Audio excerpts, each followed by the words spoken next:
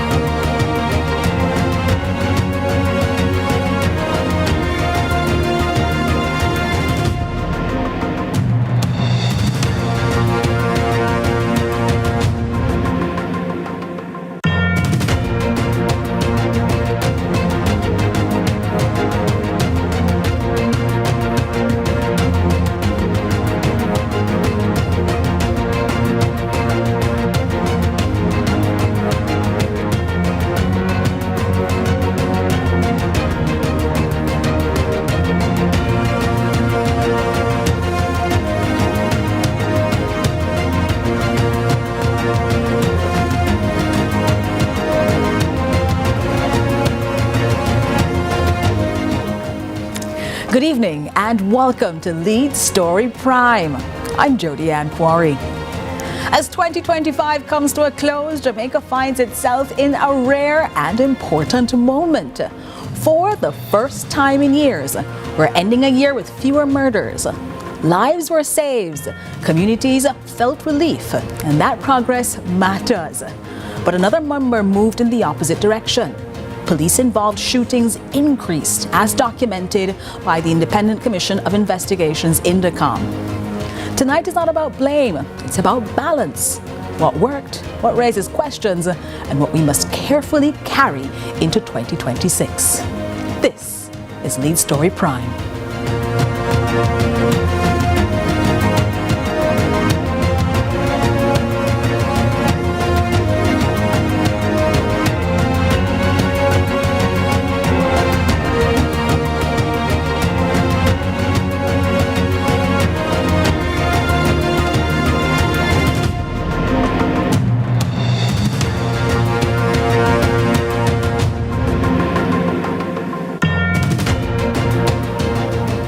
The title for today's show is Safer, but at what cost? And we're looking at the incredible story of crime reduction here in Jamaica. Incredible gains that have been made, questions that are still left to be answered. Joining me now are Casino Communication Strategist in the Jamaica Constabulary Force, Senior Superintendent of Police Dennis Brooks, and Attorney at Law Alexander Shaw. Gentlemen, thanks so much for joining us inside Lead Story Prime. Glad to be here. Big conversations. SSP Brooks, I start off with you because Jamaicans are excited. This is the first time they have seen in a decade numbers that look like this. As at December 27, 666 murders recorded here in Jamaica. A dramatic decline in murders in 2025. From the JCF's perspective, what has led to this reduction? Well, again, thank you very much for highlighting this fact. The truth is that where we are, and if things hold for another few hours, we will be looking at a year when we have gone sub 700 for the first time in 31 years. So the last time we went below 700 murders in a calendar year was actually 1994. So it has been a very long time. Since then, the profile of violence and the profile of crime has changed.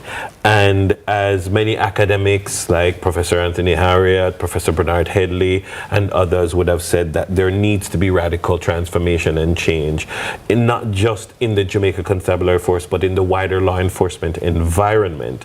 And I think we have been seeing the fruits of that transformational work. That transformational work has not happened without considerable joined up approach across the law enforcement landscape. I think we've seen a significant improvement in the legislative framework. We've seen a significant improvement in the policy framework.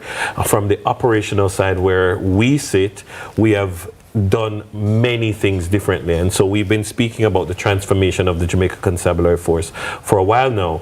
Last year we had an 18% reduction in murders, and we thought that that was phenomenal and it couldn't be better. Well, phenomenal in the sense that Jamaicans seeing a reduction in murders was a big thing to begin with. Yes, and to be fair, in the years before, we had been seeing it, because the year before that we saw 8%. In 2018, we saw 22% reduction, but that was a 22% reduction coming off of a 2017 that was very high and very concerning. 2017 was the third highest number of murders that we saw in a year in our history. And at that time, I believe that there was a consensus that things were moving in the wrong direction, and they had been moving in the wrong direction for maybe a few years preceding that. And so what we've seen I can speak from a JCF standpoint, other people can speak from their vantage point, but from a JCF standpoint, what we have seen is a transformation in our investigative capacity. We've seen a transformation in our intelligence capacity, in our operational capacity, and in our intervention and communication strategies. And that has led over time, as we've implemented the wide mix of tools that are available to us in the law enforcement and policing toolkit, that we've been able to see this result. The Commissioner of Police, Dr. Kevin Blake, in a recent media brief, has spoken about some of the tactics that have been deployed by the JCF, but also what it means for Jamaica to see a reduction in crime like this. Let's take a listen. In 2017, our beautiful nation recorded in excess of 1,640 murders. At that time, we had made the resolve that we will never get back there. That year, we recorded the third highest number of murders in our country's history. And so we have used that year as the benchmark year with which we measure our progress today. At the start of 2025, we made a clear commitment to consolidate the gains of previous years whilst intensifying our focus on violent crime, particularly murders and shootings. As we stand here today, I can say with confidence that 2025 will be remembered as a year in which hundreds of lives were saved and violent crime was significantly reduced. Let me begin with what is perhaps the most important indicator of public safety. Murders are down by 43% nationally. As at December 20, 2025, Jamaica has recorded 649 murders, representing 487 fewer murders than the same period in 2024. This is not a marginal improvement. It is a substantial reduction, and it reflects the cumulative impact of intelligence-led policing, focused operations against gangs, enhanced firearms interdiction, and the commitment of our officers on the ground. And let me be clear, criminal networks cannot prevail against a state that is aligned, determined, and resolute. It is in this same vein that I offer the Jamaican public this assurance: the gains we are seeing are sustainable, provided this level of cohesion, support, and partnership continues. As long as the state remains unified, as long as communities, institutions, and security forces continue to move together, we will continue to protect life, preserve order, and strengthen the safety of our nation. Once again, we urge members of the public, particularly those engaged in criminal activity, to comply with the police instructions. When confronted by law enforcement, escalation is a choice, and it is a dangerous one. The police are trained, equipped, and mandated to protect life, including their own. Raising a firearm against the police will not end well. The best and safest option is always to lay down the weapon and submit to lawful authority. It must be clearly stated that the Jamaica Constabulary Force's preference is, and has always been, to preserve life and bring offenders before the court. And so that was Commissioner of Police Dr. Kevin Blake talking to us as a nation through a media brief about the gains that had been made by the Jamaica Constabulary Force for 2025 and the projections that he had for the end of the year. SSP Brooks, as you're in studio with us now looking at this, Kevin Blake, Commissioner of Police, Dr. Blake isn't here speaking to the nation, isn't answering questions by the media, and that has been something that persons would want to see. The Commissioner of Police now taking responsibility for these massive gains, but also coming and speaking to people on that. Is that to be concerning, or operational concerns are what concern the Commissioner of Police, and a media spokesperson is a different job entirely in this new transformed force? Well, I think that there is, within the broader spectrum of law enforcement, there is a diversity of responsibilities. The Commissioner has done interviews. I've been party to those interviews. The Commissioner has done media briefs since he's taken office. And he has always been a Commissioner who has said, you know what, let's put out something, let's communicate with the people. I think that we have been communicating as a force better than we ever have. And so there are no communication vacuums as far as we see. There are no gaps.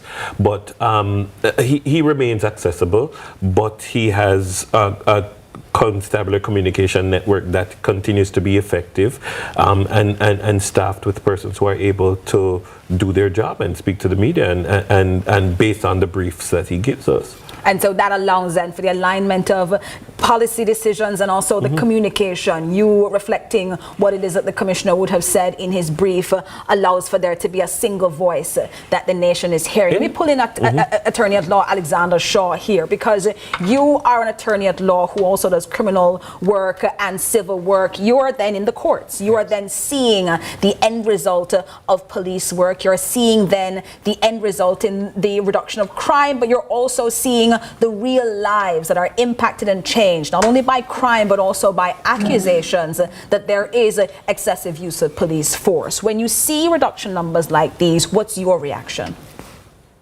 Well, firstly, it's actually commendable. And I don't want to pour cold water on the result or the success of the JCF. But there has been, for some time, a caution, especially in terms of planned operations and lives that have been cut down by the hands of the security forces, wherein the circumstances are in fact questionable. And so with respect to those, there are perhaps not many, but even the few where we have actually heard outcries from, it's quite concerning.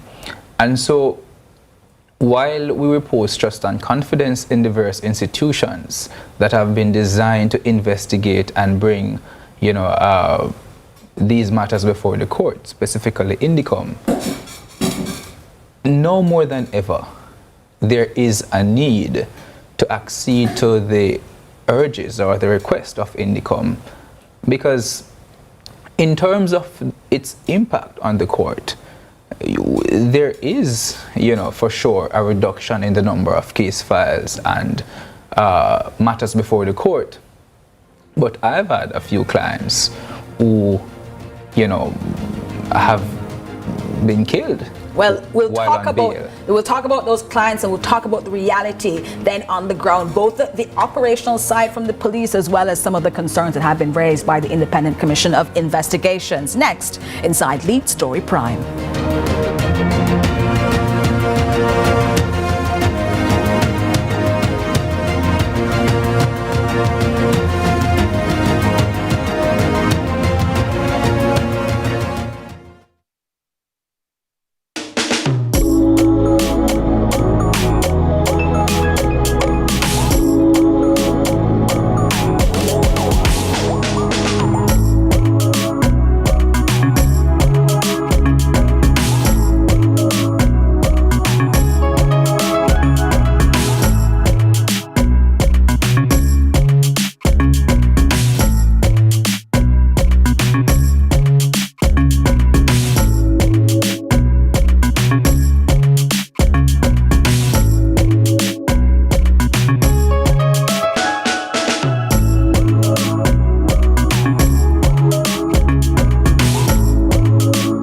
Let's delve deep into the issues. We'll take you beneath the surface. Greetings and salutations. My name is Orville Higgins and it's another edition of Fan Central. Talking to the people at the heart of the top sporting stories. Hear from your favorite sportsmen and women and the administrators who work tirelessly to make it all happen. It's live sports talk. I've written an entire article. Yeah. Looking at all the major issues every Tuesday at 9 p.m. It's Fan Central.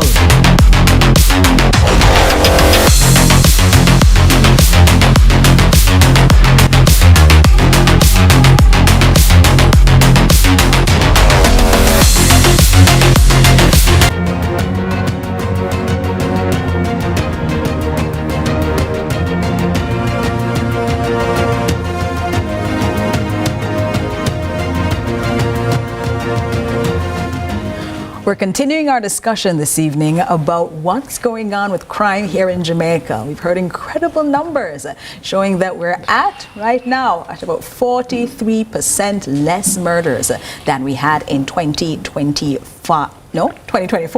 And so joining me now are Senior Communications Strategist in the Jamaica Constabulary Force, Senior Superintendent of Police Dennis Brooks, and Attorney at Law Alexander Shaw.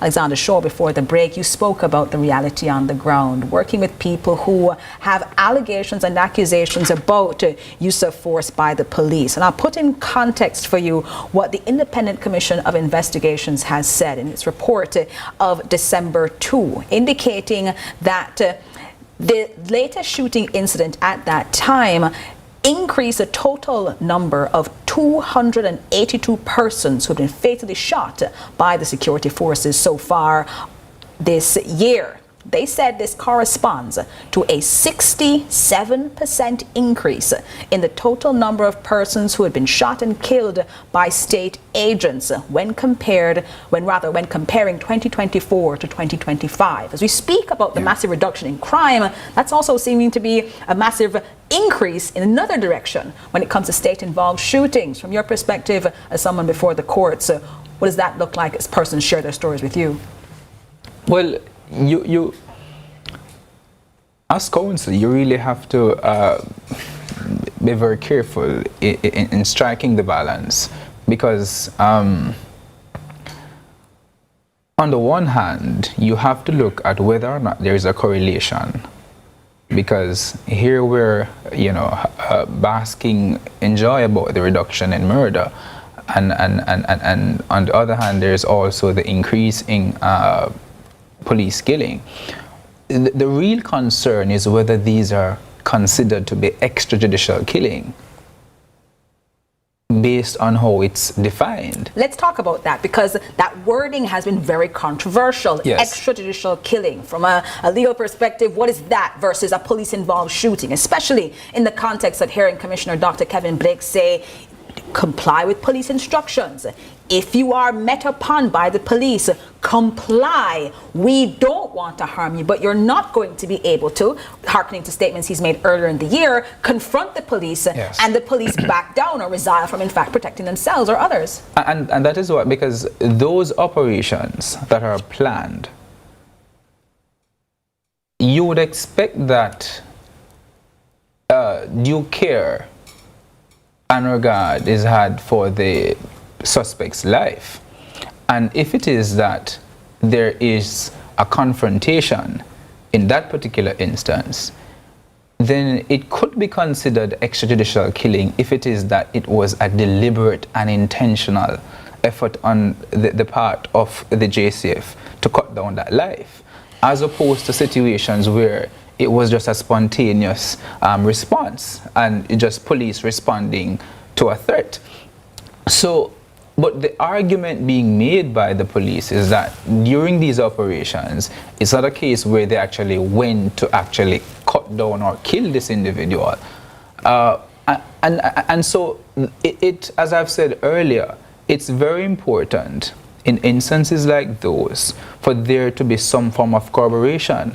And I am in full agreement with Indicom then for body-worn cameras to be utilized. Well, let me pull in. We'd have to talk about what the police say. We have police on the set right here. SSP Brooks, as you hear Alexander Williams talk about this, as you hear a concern being raised by the Independent Commission of Investigations and concerns being raised that while we're having this amazing drop in the number of lives that are saved, we're also seeing an increase, 67% as at December 2, an increase in the number of police-involved shootings. How does the JCF internally assess the tension between assertive policing and what's being called for in some instances, restraint?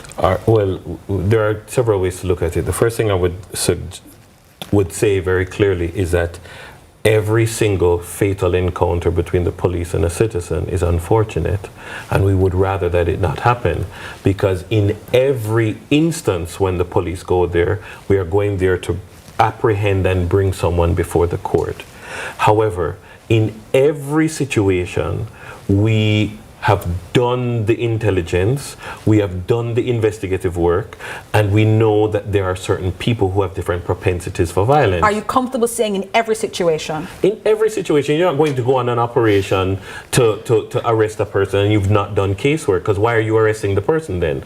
There must be that this person is either a person of interest, and that person is a person of interest and not wanted because there's no statement yet. But in many instances, the person is properly wanted for a crime because all the investigative work has been done. The statements have been collected to say he or she is the person who did it. Yes, and so you have a proper grounds to go and bring this person before the court.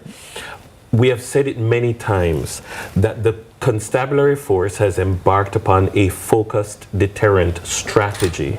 And a focused deterrent strategy is a deliberate, intelligence-led crime reduction approach that concentrates our enforcement resources, our prevention resources, our partnership resources on a small number of high-risk offenders and groups of offenders who are demonstrably responsible for a disproportionate amount of the violence that we are experiencing. In an older generation, you'd have called them violence producers of the JCF. That's what you'd have referred to them as. There are violence producers, and then there are high-risk violence producers. So there might be one individual who we know has produced one murder, but there are some individuals who have produced 7. Well, let's take a break here, because given then that this is clearly how the JCF operates, you being very comfortable saying in every situation you're going there with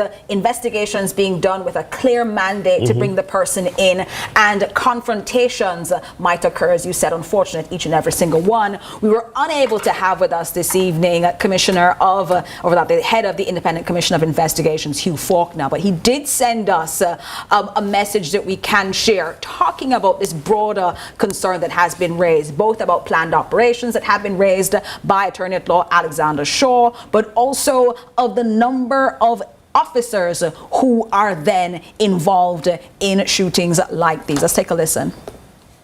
The Commission's Special Investigative Report, Planned Operations, published in October 2025, identified an increased number of police fatal shootings arising from planned operations.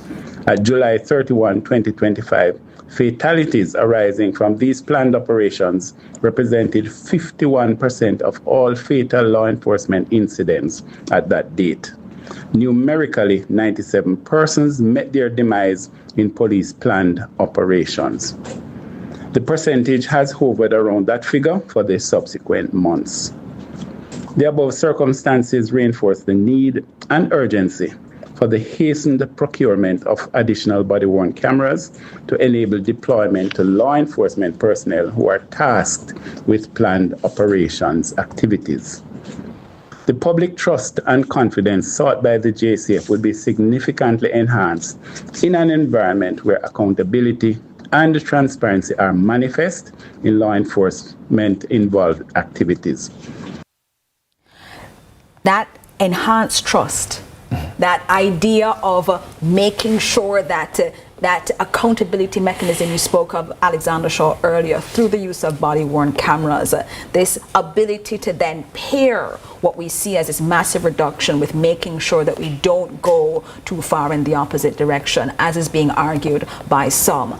What does that mean to you then in light of the response given by SSP Brooks, but also now hearing from Commissioner Faulkner? Well, in all fairness, and I would not dispute, as fanciful or whimsical argument what is being said by SSP Brooks, because we have seen over the last 2 years some Jamaicans are just brazen and they will take on the police.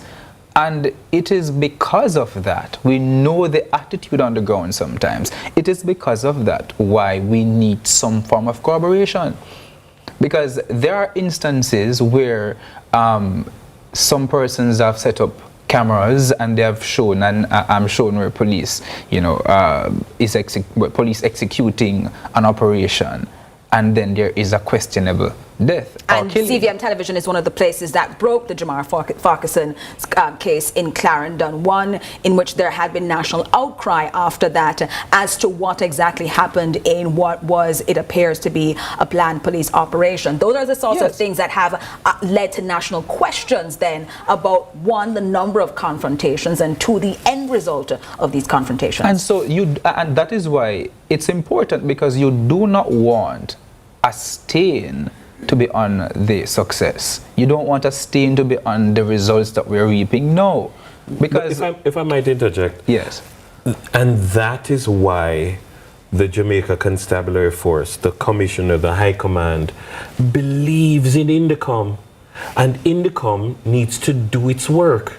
INDECOM is an independent investigative body that is staffed with trained investigators, professionals whose job it is to go out and collect evidence, collect information. Unlike police investigators who are investigating criminals out there, the persons who are they're investigating are compelled by law to speak to INDECOM. They can't not speak to INDECOM. It's not like they can hide. INDECOM has the resources and the mandate to investigate. And INDECOM since December 12 has indicated that since January of 2024, 54 law enforcement officers have been charged in relation to incidents investigated by INDECOM. 28 officers in 2024, further 26 officers I know what the numbers are, in 2025. I know what the numbers are because I read INDECOM's reports. Read the back of the report where INDECOM says 1%, 2%, less than 1% are found at the end of their process to have been at fault or worthy of conviction. Then, let me pull Alexander Shaw. That is important. There's a point that you made. That is important because INDECOM's latest report also speaks about them taking officers through that process and then losing, that INDECOM is not, in fact, as you're pointing out, successful in these or takes the person through mediation. Alexander Shaw, the potential I need to respond to the but hold on, we're almost out of time, given then that Alexander Shaw was speaking as you were able to then clarify what it is that INDECOM is necessary for, why the JCF supports INDECOM in its work. But Alexander Shaw raised a good point, this point that as you have this incredible gain on the part of the JCF, the questions that linger in the minds of some are ones that he has put, in his words, may leave a stain. Alexander Shaw, why do you say so? That's why you have INDECOM to remove that speculation, because to do their investigations and have the result of the investigations settle that. But as someone who works in the courts, Alexander Shaw, the harsh reality is that when it comes to prosecution, the availability of eyewitnesses, because if it is that there is no eyewitness who observed what was happening and can testify, then the case is going to fall by the wayside. And do you think that the Jamaica Constabulary Force or the DPP's office could submit that as a reason for not being able to convict people? Or would body-worn cameras allow for us to then have independent investigative capacities that allow for us to see the entire gamut of a planned Absolutely, operation? and that is why we are 100 in support of body-worn cameras. But we do not have a magic wand to just make them appear. They have to be procured at incredible expense to the taxpayer, and we can only spend what we are given each year. Well, it certainly is going to be a continuing conversation here. Alexander Shaw, final word to you. You have 2 seconds. So, and I love the work being done by the JCF.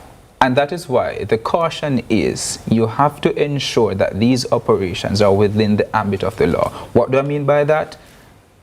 Accede to the urges of INDECOM, because we would not be having this conversation if those cameras were procured.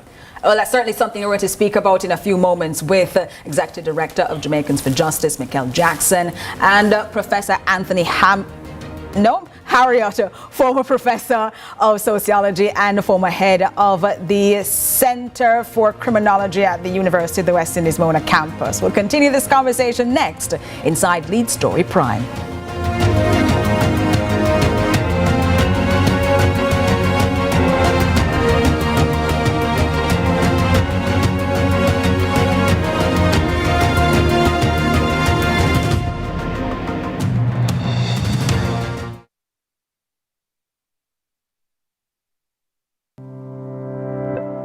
Every day starts with care. Care that's always close.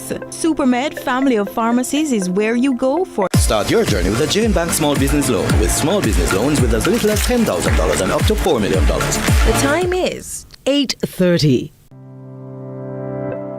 Every day starts with care. Care that's always close. Supermed Family of Pharmacies is where you go for everything you need. From your morning routine to life's biggest moments, Supermed Family of Pharmacies is always by your side. Whether it's prescriptions or household essentials, trust the care that's close to home. Super happy, super healthy, Supermed. Let's delve deep into the issues. We'll take you beneath the surface. Greetings and salutations. My name is Orville Higgins, and it's another edition of Fan Central. Talking to the people at the heart of the top sporting stories. Hear from your favorite sportsmen and women and the administrators who work tirelessly to make it all happen. It's live sports talk. I've written an entire article. Yeah. Looking at all the major issues every Tuesday at 9 p.m. It's Fan Central.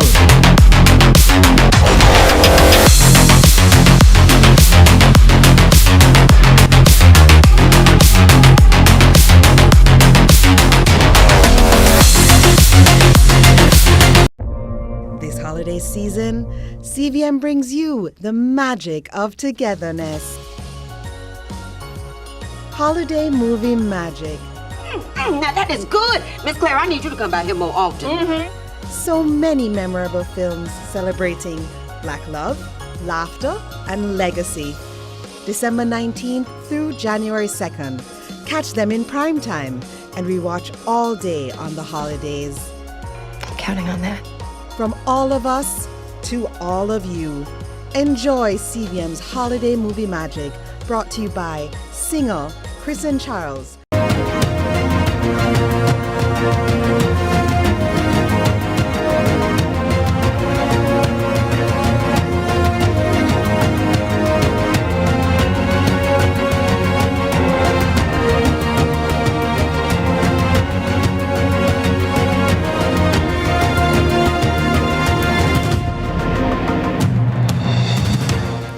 Thanks so much for staying with us inside Lead Story Prime to help us understand what the numbers mean as we look at crime and violence here in Jamaica and the dramatic decline that we have seen in murders, but at the same time, a significant increase in police-involved shootings.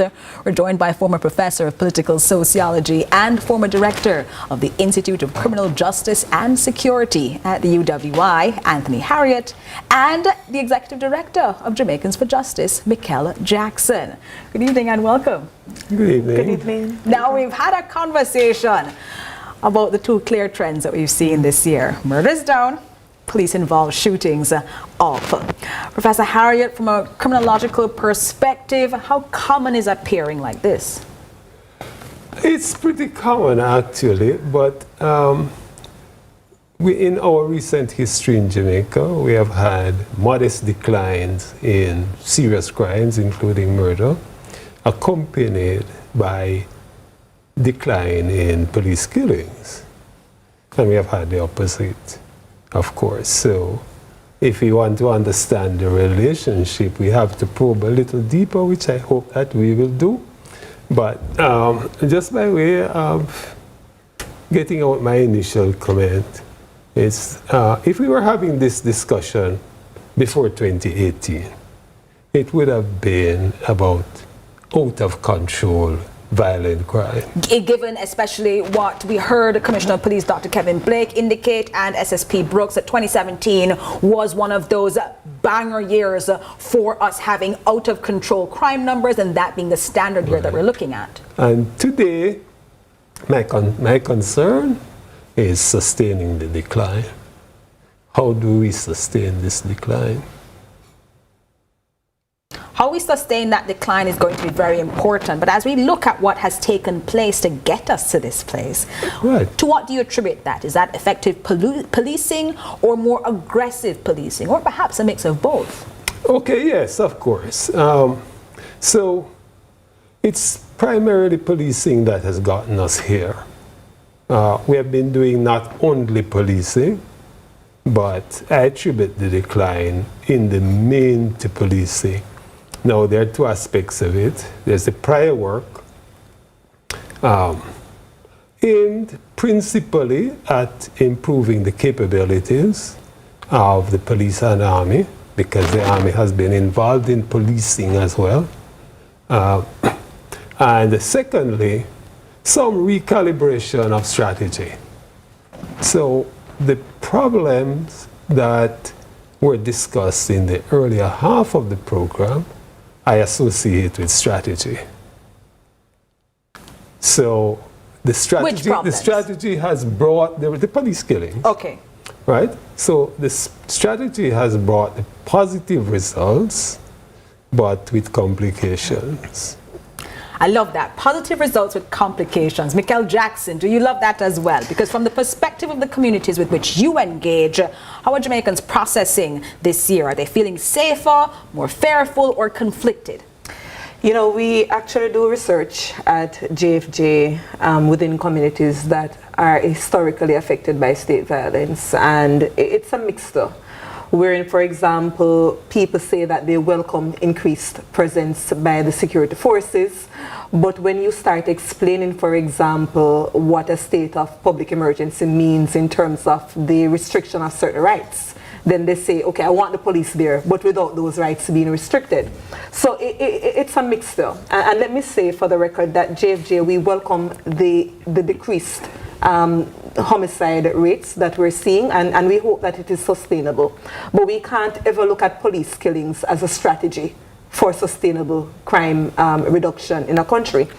And that's a concern that we have. And one of the things that we have been very careful at saying at JFJ, we make no statement that these are extrajudicial killings. And that's a very controversial term in the circumstances. Absolutely. Where that a claim of something being extrajudicial says that there's a deliberateness to the actions of the police in cutting down individuals versus what the police have said is an engagement by criminals and police officers having to defend themselves when encountering them. Absolutely, and we have to be very careful because these matters have not fully been investigated. However, remember here at JFJ we are getting complaints from citizens who witness killings. For example, the partner of an individual, the police shows up to do a raid at 5 a.m. in the morning, and the woman, the female partner, is asked to leave with the child out of the bedroom. 2 minutes thereafter, a gunshot is heard and the partner is cut down. We have had the Romaria Sterling matter reported to JFJ. That's the one in Bagwalk, wherein the young man was purportedly seen on video and kneeling down, then what sounds like a gunshot is heard.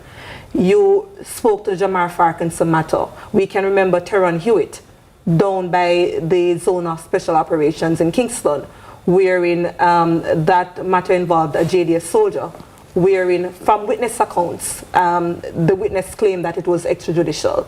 That matter, I believe, Indicom recommended charges to be laid, and the Office of the Director of Public Prosecution made a recommendation for the matter to go before the Office of Special Coroner's Court. And you know, Jodian, that is going to take years. Sometimes. There is a significant backlog in the coroner's and that's a concern. But the point that I'm making here, that while we make no pronouncement that these are extrajudicial matters, we have enough complaints from civilians that do demand scrutiny of the numbers themselves. And I think we also have to put the numbers into perspective. So you're seeing some 64% as at December 29, 310 fatal shootings by members of the security forces. And I believe since then we had 2 more between yesterday and today. When you compare that to last year, it was at 189. The last time Jamaica saw such high numbers was in 2010. And remember, so that predates the 2017 increase that we had in murders here in Jamaica, that we have now used as our standard year, looking at the reductions. But 2010 is as far as back as we have to go for such high levels of police involved if you're talking about historic murder rates being, what, 30-year low, then you have to go back to what it was. 2010, we had 302, 309, there about the numbers vary. Then if you look at the contested numbers with that Tivoli incursion, that's about 70 odd. That was close to 400. And unfortunately, given this is an area of expertise of mine, it's unfortunate we don't have exact numbers coming out of Tivoli 2010 that allow for us to have precision. But the point here is that the last time we had such high numbers was 2010. The time before that we saw 300 was 1984. And we're now in 2025 talking about over 300 people killed at the hands of the state. That is cause of concern, especially when you consider the Jamar Farkinsons, and we can't make a pronouncement, as I heard earlier, where every incident, we have to be careful both sides of the coin. Everything demands balance. And we're saying that there is enough where we're asking the questions. There is enough to say, where are the body-worn cameras? And I hope we can probe more. And we certainly will, especially given then the comments that had been made earlier about body-worn cameras and their importance. But Professor Harriott, as we look at this kind of conversation here, at what point does use of force begin to undermine long-term crime reduction? Because you say you want us to get there, but given the concerns that have been raised by Mikel Jackson, it does seem that we have to be careful the route that we used to get there. Yeah, well, first we have to understand the strategy. I give you my reading of it, and maybe sustainability turns on recalibrating the strategy. This journey has been one of constant learning. It couldn't have been otherwise. You make mistakes, you make corrections. I think that's the spirit in which this should be approached. So, give me a minute. Let me see if I can communicate my understanding of the strategy. So, the term focused deterrence is used to describe the strategy. In brief, the short story. We may understand it by simply unpacking, if I may use that academic word, focus and deterrence. Okay. So the focus part of it is grounded on, if you wish, this idea of the concentration of crime and criminality that is always highly focused. It's a tiny percentage of offenders that accounts for the bulk of criminal offending. Okay, so in general, deterrence turns on 3 things. It's swiftness, its certainty, and its severity. Okay.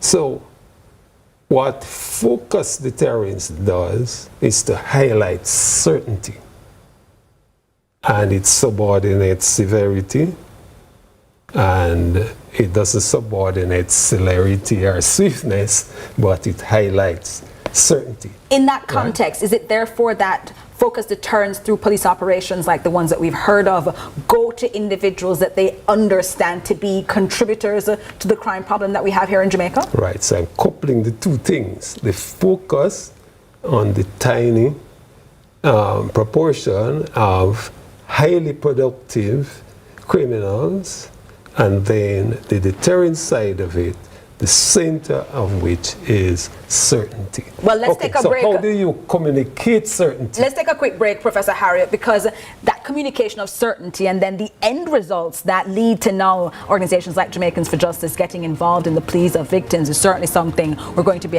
exploring here inside Lead Story Prime.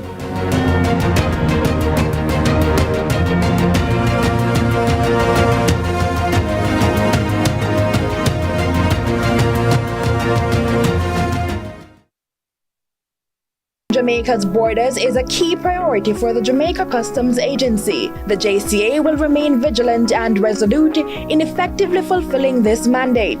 The time brought to you by the Jamaica Customs Agency is 8:45.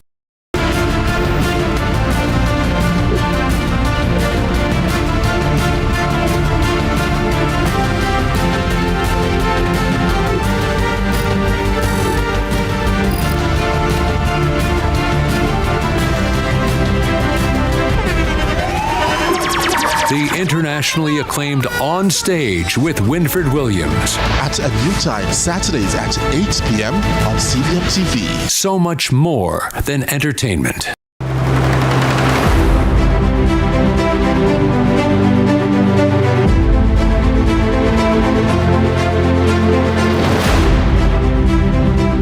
I'm Major Charles. Hurricane Melissa has tested us. Many communities are hurting. Some have lost homes, some have lost livelihoods, and families are grieving loved ones.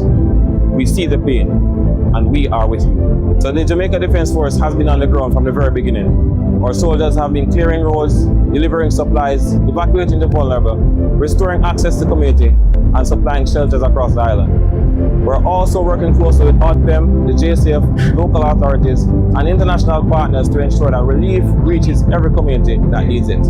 We will rebuild together. The following is brought to you by the Office of the Prime Minister.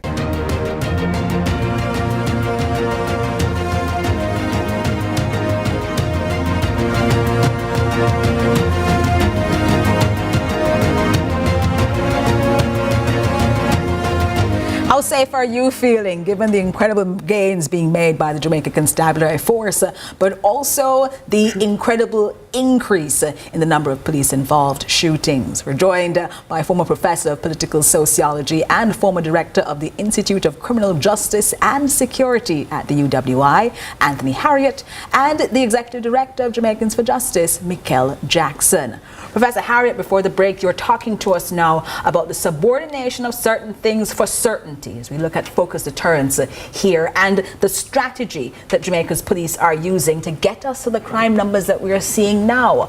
Is this something that we can live with long term, or do we have to start reshuffling priorities soon? All right, so I'm getting at the recalibration, maybe too slowly, but I think it's important to try to understand what's going on here. Okay, so remember now, to deter, you have to alter risk, but more so, you have to alter risk perception. The offender's perception of the likelihood of being caught and punished, right? That's what you want to alter. So in focused deterrence, by focusing on certainty, you have to communicate it. So the trick in focused deterrence is a direct communication of risk. So your listeners may be familiar with On the Spot. It was called On the Spot News Media. Yes, on the ground.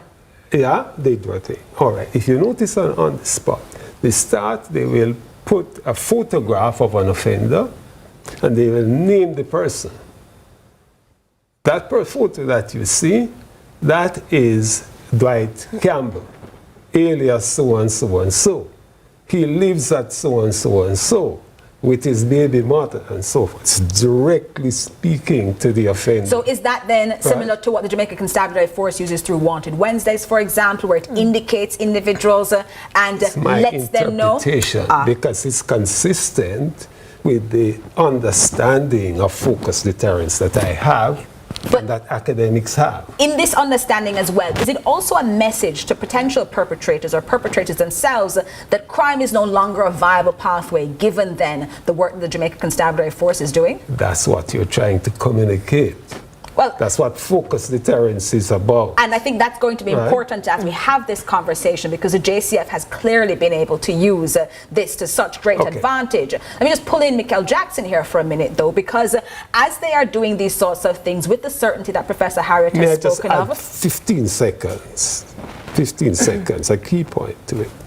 Focused deterrence is confrontational because it is direct. I want you. Right? So when you say Dwight Campbell, it's not any other person, it's me. Direct. And we are coming to knock on your door, and we are going to, if you wish, harass you until we get you behind bars. That's an incredible intervention then, because it sets up the question for Mikel Jackson. With this then, with this sort of focused intervention, with the sort of directness that the Jamaica Constabulary Force might be using in its effort to get people now more aware that the JCF is using credible information, is carrying out operations.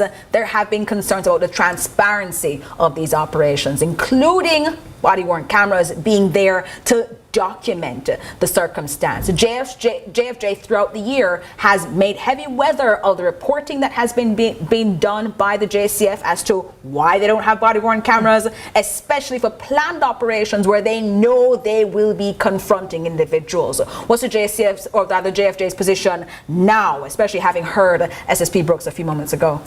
I mean, the organization, we're not ignorant of the crime strategies that must be employed in a high crime environment. And in fact, I think it's important that I emphasize that when we make public utterances on these matters, we actually get the advice of criminologists, law enforcement personnel, and so on before we speak on matters. But I don't think that crime fighting strategies ought to be divorced of human rights. Quite frankly, they come hand in hand, and it's quite important. So if we talk about focused deterrence, for example, and we see that in the planned operations, I think we have to remember our history and why, for example, following the Chucky Brown trial of 2018, we saw the disbandment of the mobile reserves in 2019, and why Indicom is raising a concern in their last special report, where you see again units that are contributing to a significant number of the planned operations that result in fatal shootings. These are cause of concern with the absence of body-worn cameras.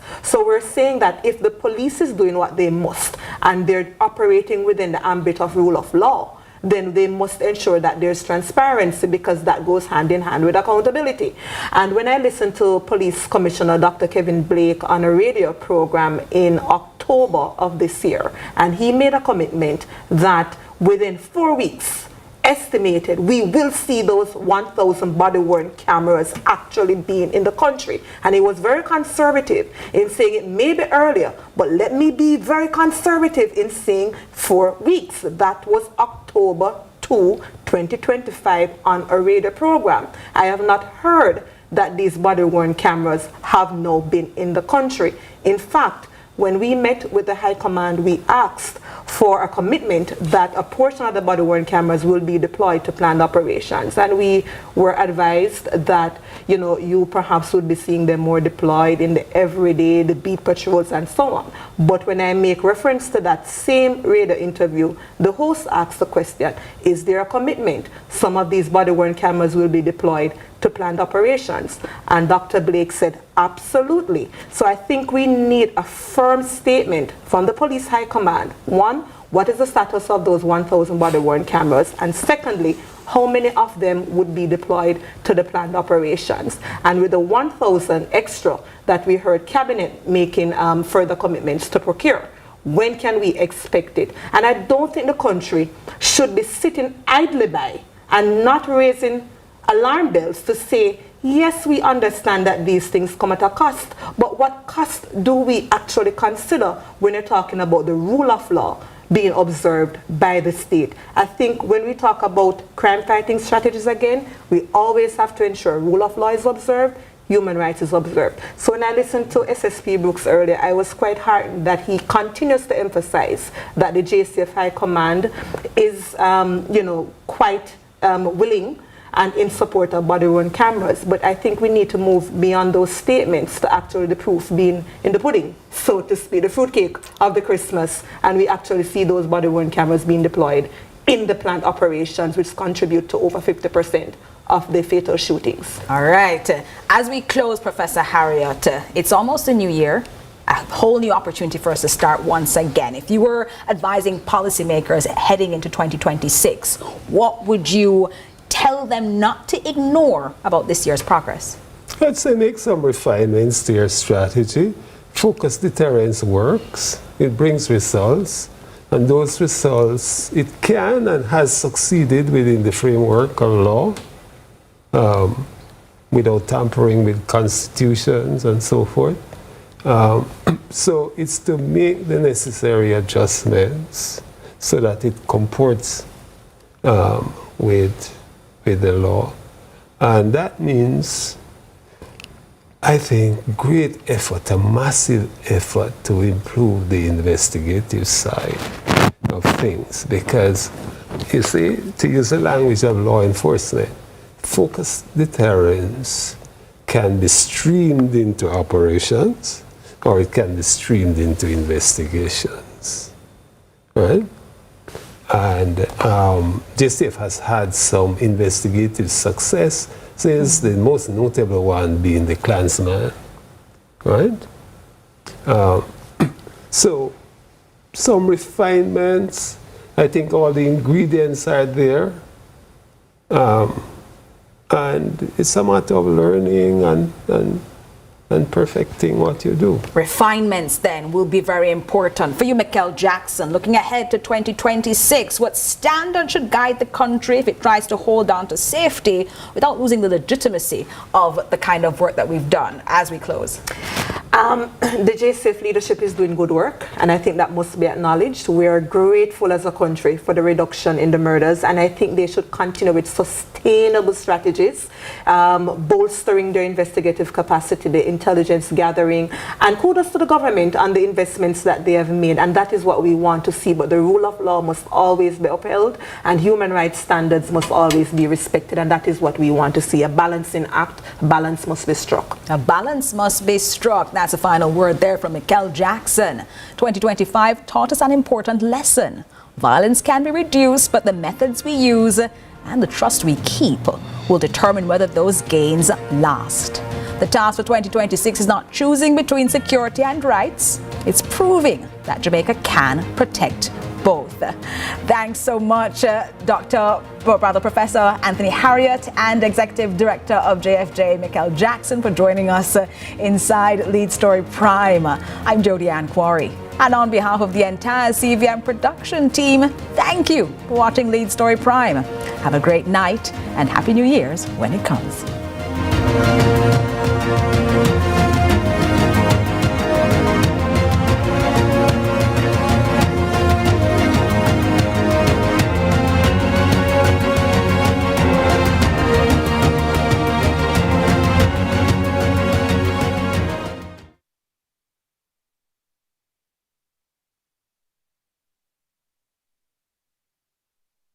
My name is Glenn Titus Campbell. CVM, see it happen.